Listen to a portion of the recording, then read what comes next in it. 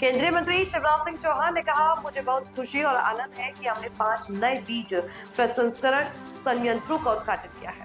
इनमें से एक का उद्घाटन मैंने स्वयं यहाँ किया, जबकि बाकी बरेली, धरवल, हासन, सूरतगढ़ और रायचूर में किए गए हैं। ये नए बीज प्रसंस्करण संयंत्र हमारे उत्पादन में वृद्धि करेंगे और किसानों की जरूरतें पूरी करने में मदद करेंगे। मित्रों, इस कार्य के महत्व को कम मत आंकिए।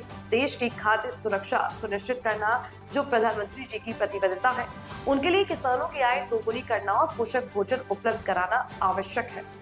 हाल ही में चलाए गए हमारे अभियान के दौरान सबसे गंभीर मुद्दों में से एक था नकली बीज, नकली कीटनाशक और नकली उर्वरक की समस्या।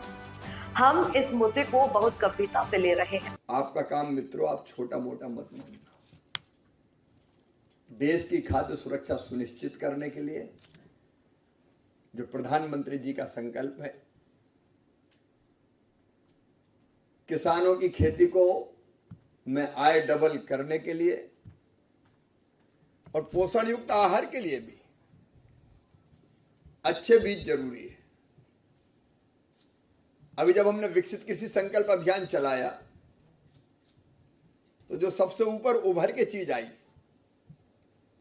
उनमें सबसे प्रमुख एक थी नकली बीज, नकली पेस्टिसाइड और नकली खाद। और हमने उसको बहुत गंभीरता से लिया है। अभी भी जितनी बीजों की जरूरत हम पूरी नहीं कर पा रहे,